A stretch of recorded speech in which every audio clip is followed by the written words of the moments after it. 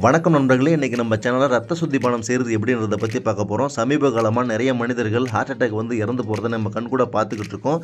அதுலேருந்து தப்பிக்கணும்னா நம்ம சில முன்னேற்பாடுகளை செஞ்சாக வேண்டியது இருக்குது. அதுக்கு தேவையான பொருட்கள் தான் இந்த ரத்த சுத்திபானம். அதை டெய்லி வந்து காலை மாலை இருவேளையும் வந்து எம்டி ஸ்டொமக்கில் சாப்பிட்டு வந்தால் நம்ம ஆரோக்கியமாக இருக்கலாம். அதை செய்கிறதுக்கு தேவையான பொருட்கள்: பூண்டுச்சாறு 1 கப், எலுமிச்சைச்சாறு 1 கப், இஞ்சிச்சாறு 1 கப், தேன் 1 cup, apple Taisor vinegar 1 cup. இது 5யும் வந்து பார்த்திங்கன்னா தேனை தவிர மற்ற அனைத்தையும் 1 by 1 மண் சட்டியில் போட்டு கிண்டிக்கிட்டே இருக்கணும்.